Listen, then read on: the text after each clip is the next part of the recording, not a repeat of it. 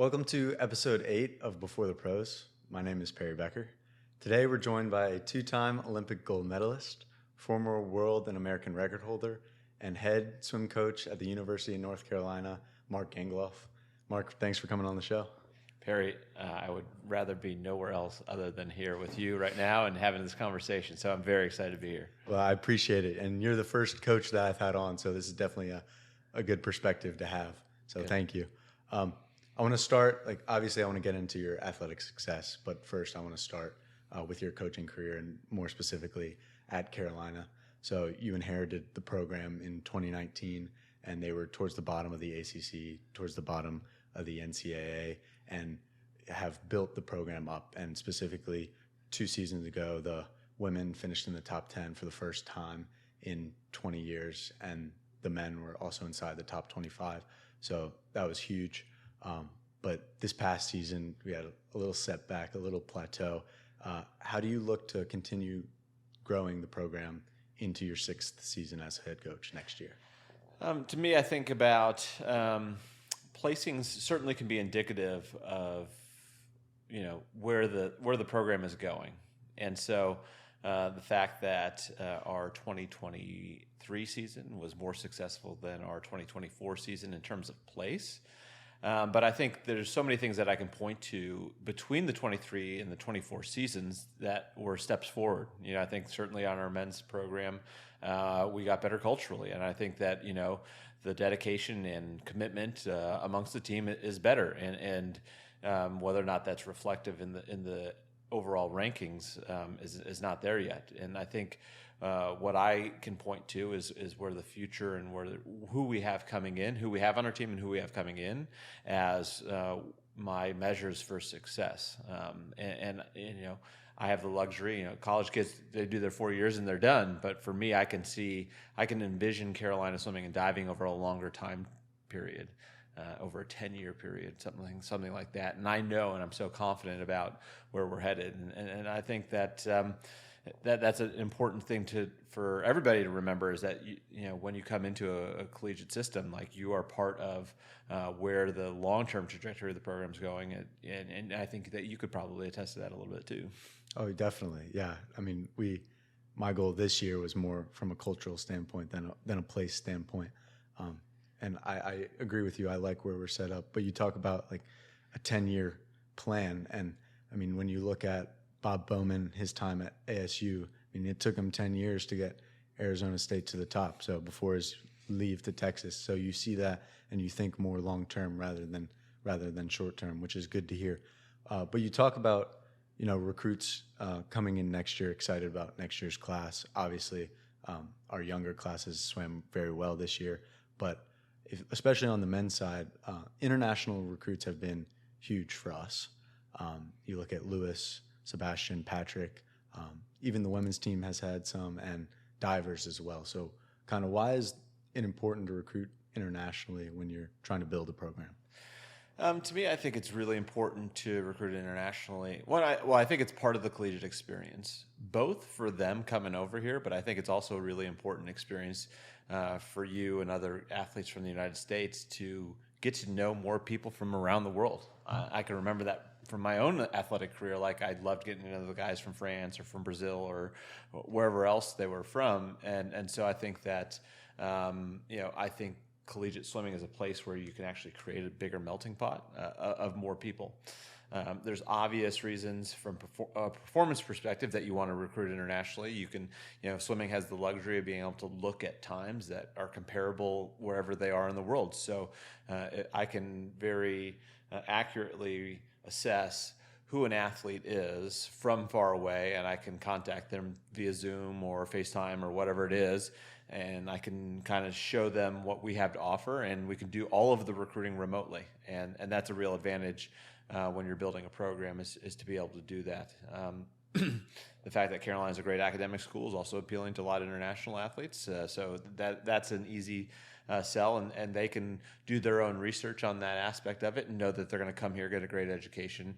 And then I think also the past couple of years, our experience or our results point to more success for them. So I think that they will make a commitment to our program, seeing what we've done over the last couple of years with those internationals that have come in. So having success with other international athletes, you essentially are building a pipeline for people that have that are going to be looking at us in the future.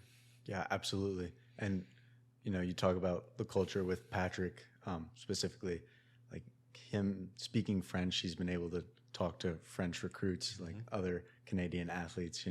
It's been cool to get to know him. Just like you said, going to Canada, like I never thought I would go to Canada, but visiting him, that's been fun. But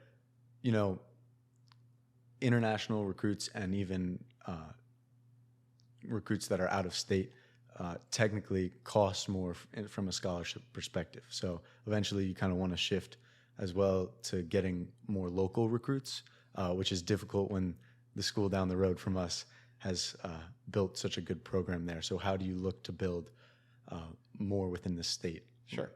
Well, to me, it is, identifying kind of the blue chip club programs in the state, TAC and SWIMAC and stuff like that, and continuing to build a recruiting pipeline from there. And I think that we've done that in a lot of ways through a program like SWIMAC. And I think this past year, our current freshman class is very representative, being at a program like TAC. So for me, that's part of it. You're building pipelines, and you're hoping that eventually that will continue to come. And then I think also, in order to, rebuild confidence in our program, there has to be several years of success shown through the athletes that have come through the program. And so I think that we are now at a point where athletes can look at our program, look at the results from the last several years, and know that they're going to come here, get better, and continue to improve. And so I am confident over the next several years that we'll continue to recruit really well in state. Yeah, absolutely.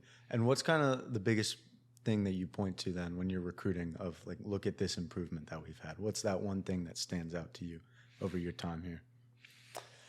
For me, it is how much faster athletes get when they come here, and that's just an easy thing to relate to anybody. It's like, hey, athletes that come in that are already high level get faster. Athletes that come in as more developmental athletes get a lot faster. So, and if you can show that to people across enough data points, then they'll be really confident coming in as well, or confident thinking that this is going to be a great place for them. And for me, what I like about this job as the head coach is that I have a university that has its own reputation, and right now we are improving and building on some past success that the swimming and diving program has had, and so I think that we're at a nice culmination point for continued success in the program. Absolutely. And you bring up the university. Your fellow coaches here are just stacked. Like, you're not the only one with big athletic success.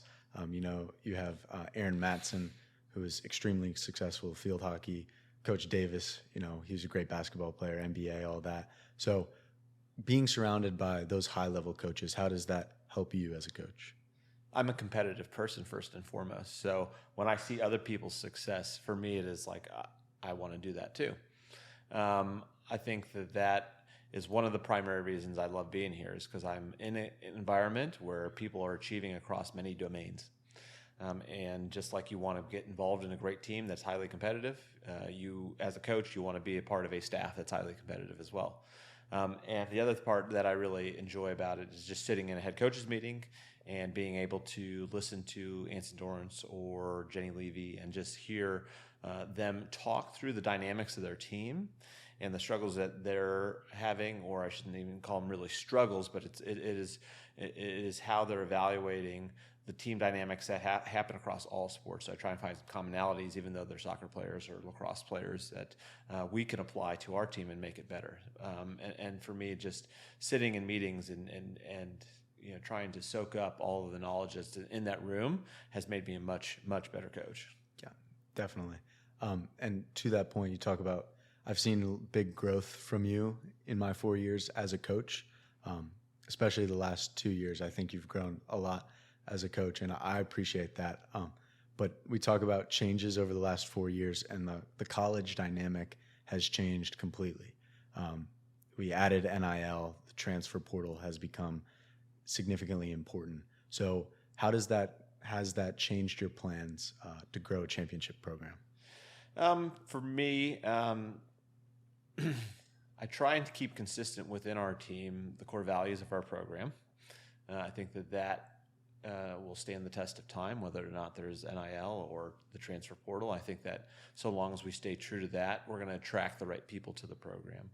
I think when I assess NIL, it's a little bit of an unknown landscape about what that's really going to look like.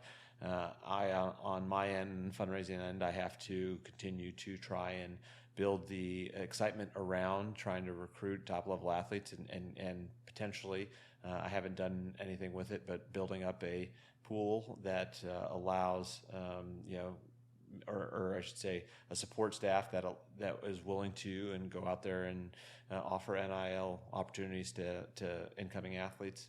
On the transfer portal side, I think about ensuring that we bring the right people into the program. And I would say that I haven't gone deeply into the transfer portal in terms of our recruitment of other athletes, partially because I want to make sure the home that I have or the people that we're working with are the right people in the room. And then I think we'll be able to absorb more people to then onboard them into the great culture that we're building right now. Yeah, definitely. And the transfer portal also, you have fifth years as well. So how has recruiting fifth years gone for you? I think we've done very well with our fifth year recruitment, and the fifth years that have stuck around the program have done a really, really nice job. And so I think it is hard to do 5 years at this intensity level for anybody. So one of the primary things that I've spoken to fifth years about is what is it that you want to accomplish during your fifth year that you haven't accomplished already?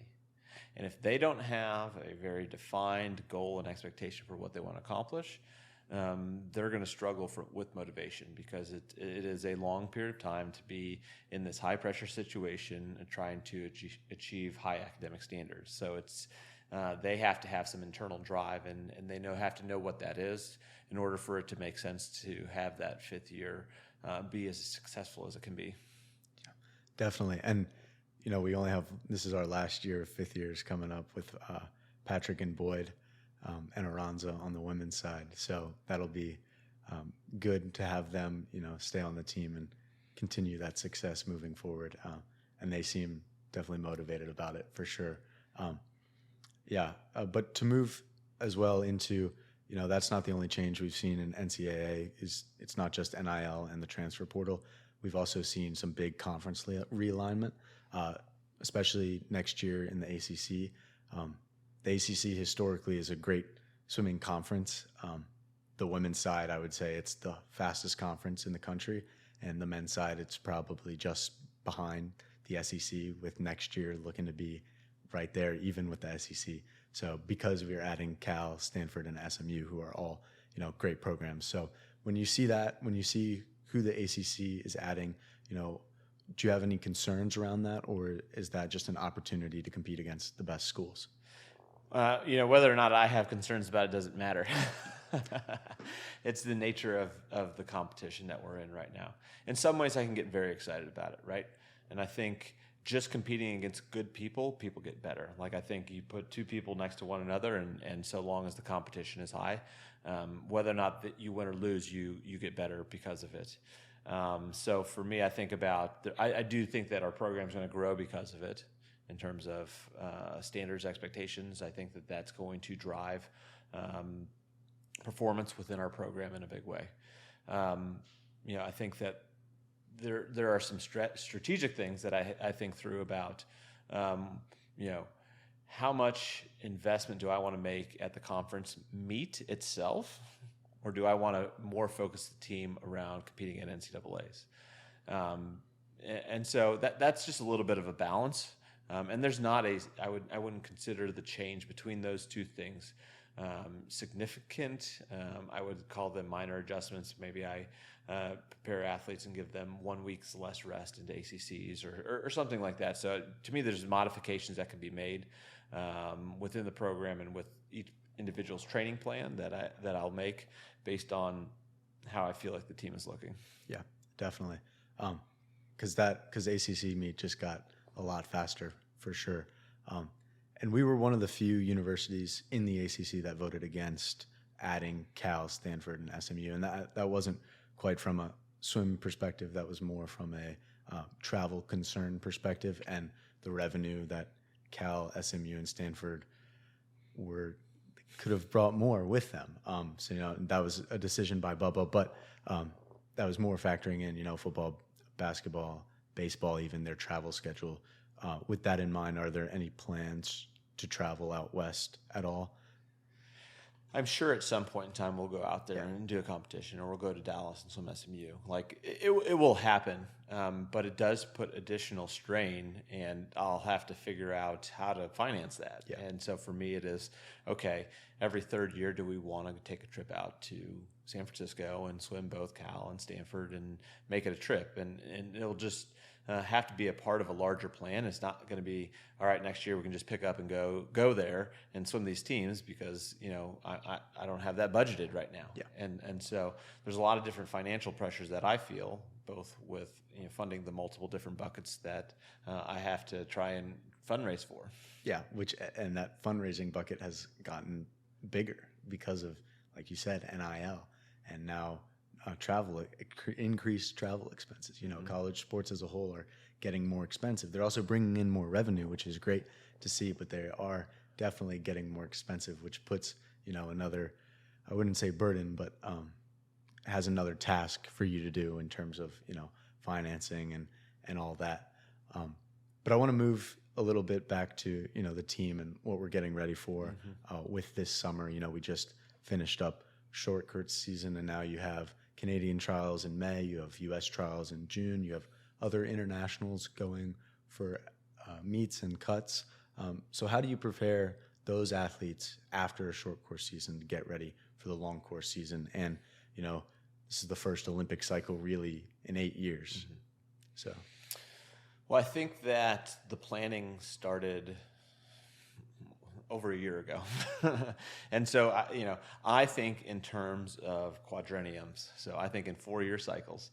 And I really start thinking about the Olympic Games 2 years out. And I think about designing a season for that way. And I think about how one summer leads into the next summer. So last summer we were preparing for World Champ Trials in Indianapolis.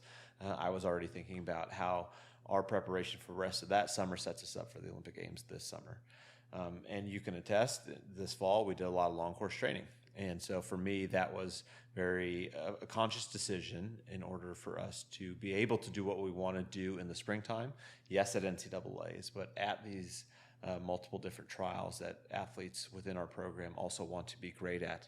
And I don't think we compromised anything with our NCAA performance, but I do think that there were times this year where it was like, yes, we are certainly going to focus on long course training. We're going to focus on long course preparation, and that's just going to be a part of what everybody's going to do.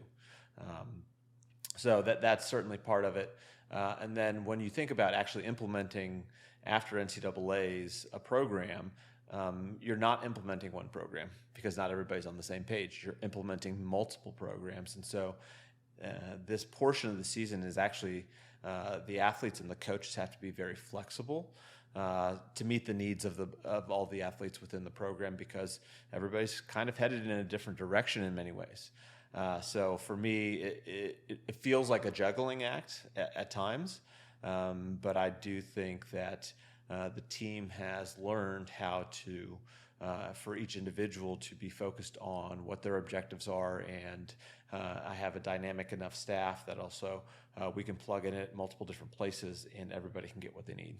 Absolutely, and that's different than, in season when we're all focused on ACCs, mid-season, NCAAs. So that plan is pretty similar for most of the year, and then right when the season's over and people still have big meets to focus on, it shifts up. But you said you think in 4-year cycles, and part of that has to be because of your success at the Olympics, winning 2 gold medals, and one in 2004, one in 2008. So how do you rely on that success to help you coach these athletes and give them advice on how to prepare? That's a big question. From a coaching perspective, I rely very heavily on what the program that I was a part of at Auburn when I was there. And we used language, and we approached my collegiate experience in a quadrennium. I came in 2000, and so I got to see how 2000-2001 season was different than 2001 and 2002.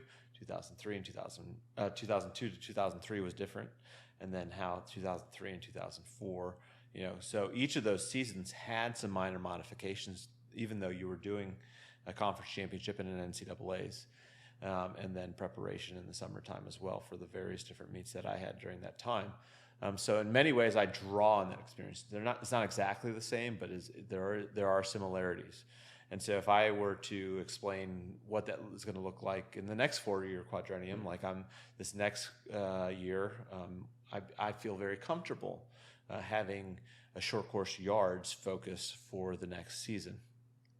And so we can really kind of hone in on our details and make those details great, and kind of put a larger portion of our chips on the NCAA season.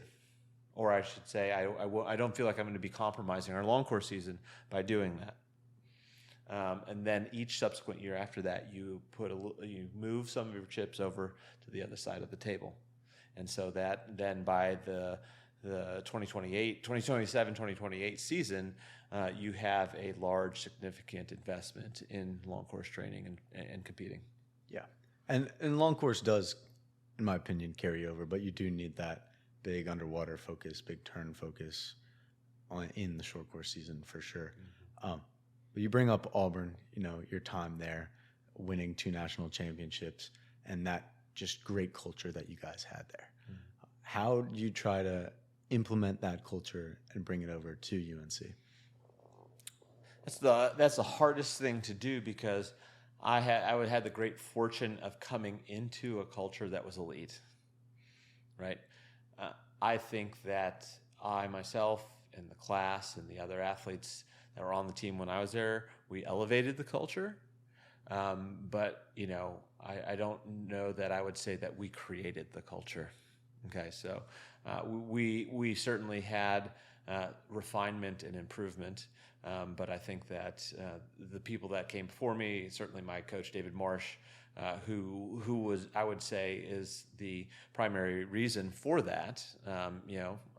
We all learned from him and learned from what he was trying to build there. So that's one aspect of it, and I think what I try and implement here is not compromising the commitment to our team, and getting the team to recognize that it's their culture to build. And as much as I want to do it, or I know how to do it as an individual, that's not my job anymore. My job now is actually to help athletes that are 18, 19, 20, 21 years old, for them to own it and for them to do it. And so that is both my biggest source of pride for the movement that we've made, and my biggest focus moving forward is continuing to get the team to be able to do it. Yeah. I don't know if I wanted to ask this question around, that culture, and I can tie it back into your success as an athlete. Is that almost frustrating, knowing how to do it and not being able to do it? As a coach too, like knowing how to be an Olympian and not being able to give that to someone, if that makes any sense. Certainly, and certainly I would say more early on in my coaching career, it was more frustrating than it is now. Okay. Because early in my coaching career, I had an expectation for people all to get it. And now I'm way more understanding of, if the athletes don't get it, I haven't taught them. right? And it's a process. And, some of my biggest victories are moving, people further down their path. It's not about necessarily them, having achieved the same exact things I did. And I take great pride in that. But yes, there are moments where it's easier actually at times to be able to, it would have been easier at times for me to address cultural things if I was an athlete in the locker room. There is a little bit of at times a difficulty being the coach, because I think that athletes need to recognize that in so many ways, what they say and how influential they can be is almost at times greater than the coaches. An athlete is going to listen to their friends more than they'll listen to the coach. And so when the team takes it upon themselves to do it, that's when the magic happens. And that's when the fun happens. And that's when I think the student athlete experience continues to grow, is when they feel like they have ownership over the success of the team. Yeah. And definitely the best teams are definitely player led with great coaching staff support. That's typically how you've seen it play out, but that culture has to come from the team individually, and then the coaches have that culture as well, and continue to build it and continue to be successful. So I can understand why that is frustrating for you, not being in the locker room. It is having to watch from outside the locker room, where you feel like you could make more of an impact being in there. And it's not that I live with frustration. Yeah, it is more. There are just times where it's like, okay, I've gone as far as I can go, and now I hope that the team has fully bought into kind of my message, into where I think the team needs to be. Yeah, it's definitely been cool to see the team start to buy into that culture a lot more, and I'm excited to see where that goes. But I want to go back to this Olympic cycle. I had Aranza on the show a couple months ago, and she mentioned her struggles after the Olympics with post-Olympic depression, and she kind of talked about how she dealt with that. But she talked about reaching out to you as someone who had been through something similar. So what kind of advice did you give to her about how to deal with that? I think first and foremost, the reason it was potentially helpful for Aranza to talk to me was you speak to somebody that has gone through something like that. So I had my own experience of the letdown of achieving what you want to achieve, or what in your mind's eye, what you think you want to achieve. And it is amazing. Like, it's like, I would never change my Olympic experience for any reason. But there is this time after it's over where it's like, well, what's next? Because in order to achieve something as elite as going to the Olympics, or finaling at the Olympics, or winning a gold medal at the Olympics, you become so laser focused that you shut out many other external things or future planning. And so all of a sudden you get to the end of the race, so to speak, and you haven't set a roadmap in front of you when you've been on a very specific roadmap for such a long time. Because like I said, it works in 4-year periods. So for 4 years, you kind of put something on a pedestal, you get it, and then all of a sudden you're a little bit lost. And so in my conversations with Aranza, it was more like, hey, what you're going through is completely normal. Don't freak. Like, it's okay. And you just have to reset your eyes on something different and start going through that, and know that what you've done up until this point in time, you're going to have to find new and different ways to push yourself. And so one of the things that I think she was able to kind of point herself to is winning NCAAs, and that was something yet to be accomplished. And I think the reason she was able to come back and win NCAAs is because of her Olympic experience. So all these things are tied together, but it took a reframing, a refocusing, and all that stuff. So for me, I think that this particular instance, I was able to speak to my Olympic experience, but I try to, in many ways, coach through what I have experienced as an athlete, so that the athletes can learn and grow, and maybe we can short down that period of time in which they're going through something really difficult, just based on what I have experienced in the past. Yeah, absolutely. And Aranza, she won the 1 and 3 meter NCAAs, and then she came back and did it again, which is huge because she had that goal, she set that goal, she hit it, and then she came back and did it again, and didn't have that period where she was struggling without a goal. So that was really cool to see, for sure. But you talk about having a plan, setting a plan, and then not having a path afterwards with the Olympics, but there's also the aspect that for a week and a half, swimming is one of, if not the biggest sports in the world, and you just have that once every 4 years.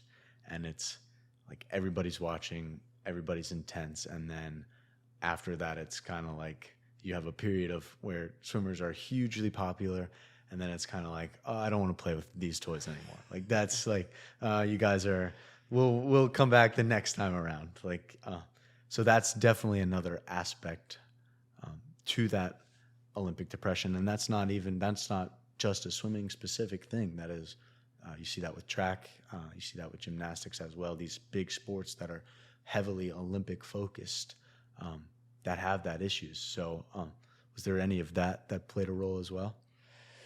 I wouldn't necessarily classify it in that same way necessarily, because there are some residual events that go on after the Olympics, and you have some fanfare when you come home and things like that. I think that what is hard is until you've gone through it, you have an expectation that if you accomplish your goals, that you are internally going to feel more fulfilled maybe than you are.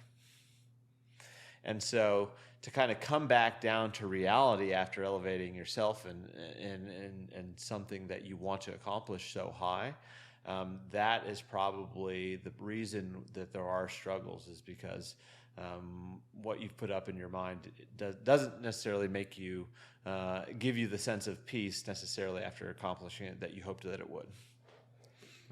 Yeah, that's very, very deep. And I mean, definitely, like you and Aranza can relate to that. And there's definitely aspects of like setting a goal and achieving like these major goals that other people have also experienced. So that's just, it's interesting for me to hear about that, and hear you guys talk about and give each other advice and help each other through it. But I want to move back to, to your coaching. First off, is there anything that you would point to in your coaching success that you would equate to making an Olympic team or winning a gold medal? Is there any, like, what would you look at as your biggest achievement as a coach? My biggest achievement as a coach, I would say, up until this point in time, is our women getting 10th place at NCAAs. That felt like a very tangible thing out there that we as a group, wanted to accomplish, and everybody was on board for that. And it was fun to see the joy on the faces of the women when we actually, on the last night, solidified that spot, and everyone celebrated. And so for me, seeing that excitement from those athletes was very, very fulfilling.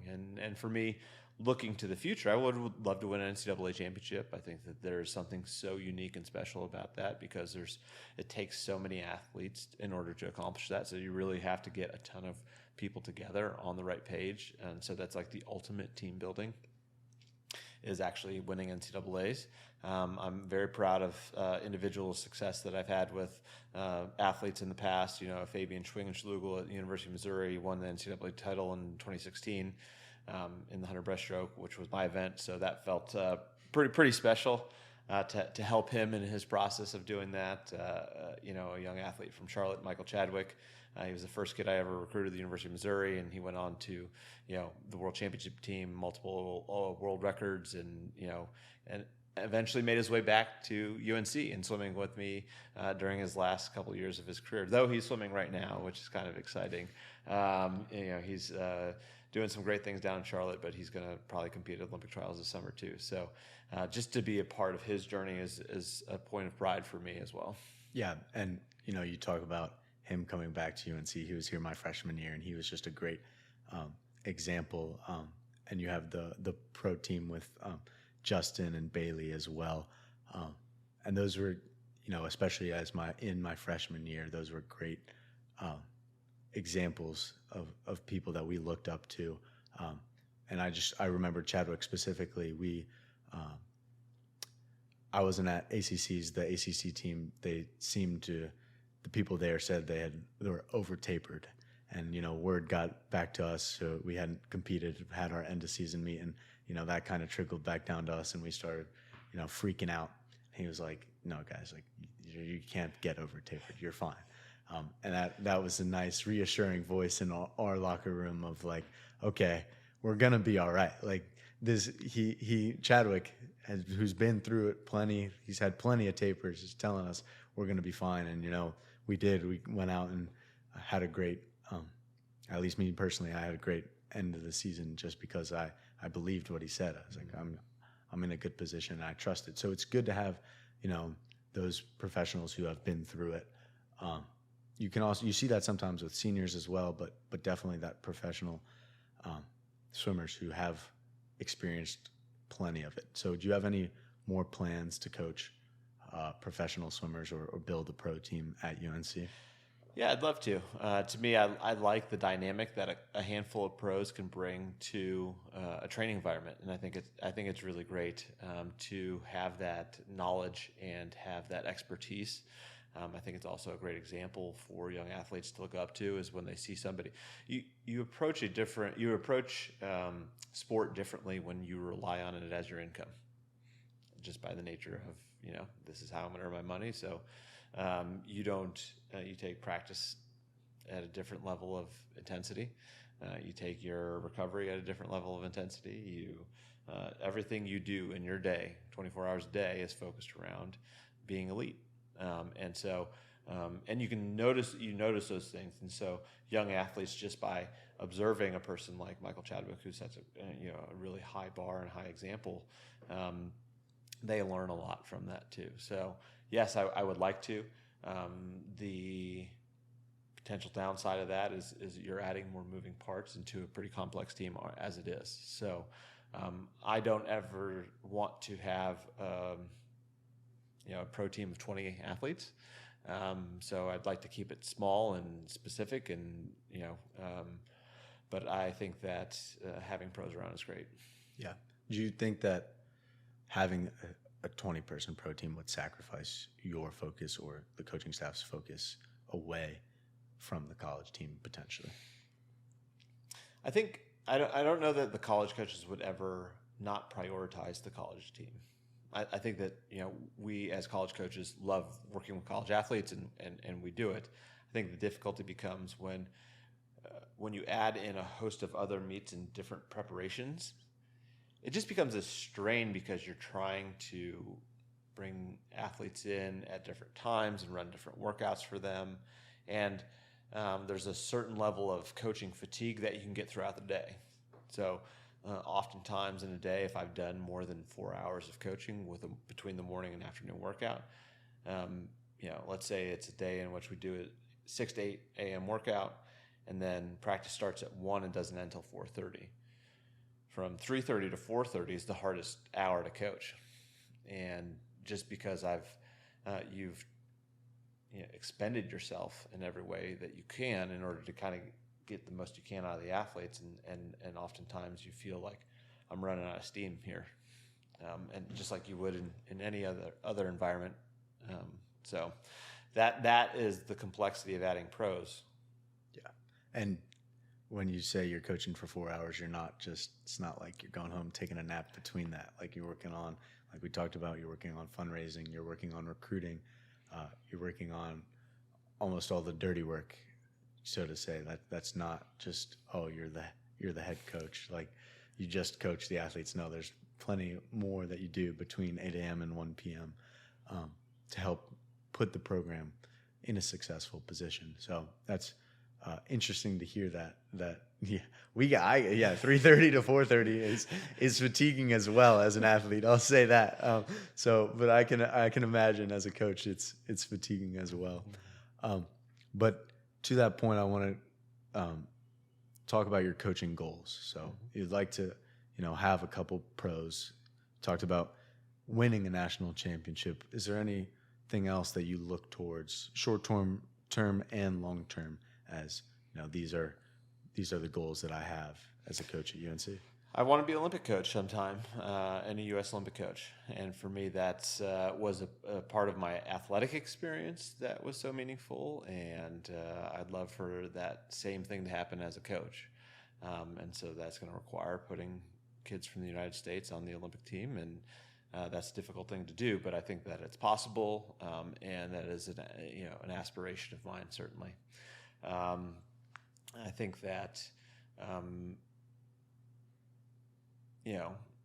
in the short term, it's more about improving on the things that we already have. And so moving from a top 10 program to a top 5 program, solidifying men in the top 15 and soon to be top 10. Like, to me, those are what is getting me up in the morning right now, is to take the next step. And then long term and continue to have success and build up a program in which we have 6 or 8 Olympians every quadrennium on the team, whether that's international and or U.S. Yeah, that's awesome. And moving the men into the top 10 is a seed we tried to plant with the freshmen this year. The women did it 2 seasons ago, and getting the men there would be huge. And with our freshman class this past year, the incoming class next year, like, we're definitely set up to do it. And those banners are a little old, so we need some new ones. We need some new ones. Yeah, for sure. No, but that's awesome. And then, you have been incredibly successful as an athlete, as a coach. My favorite question always to ask is, what kind of advice do you have for younger athletes and then people aspiring to be in your position as a coach? What advice do you have to them to be as successful as you have been? I think the simplest advice for anybody would be to take the next step, to find the next avenue in which you can get better in, and to go do that. And so for an athlete that's trying to make the conference team for the first time, they have to be within the top 21 athletes within our program. And so that's, their goal. If it's for qualifying for NCAAs and they've made the conference team and scored to the conference level, then it's, okay, what are you going to do to make the change necessary in order to make yourself grow and improve? And are you willing to get uncomfortable enough to make that happen?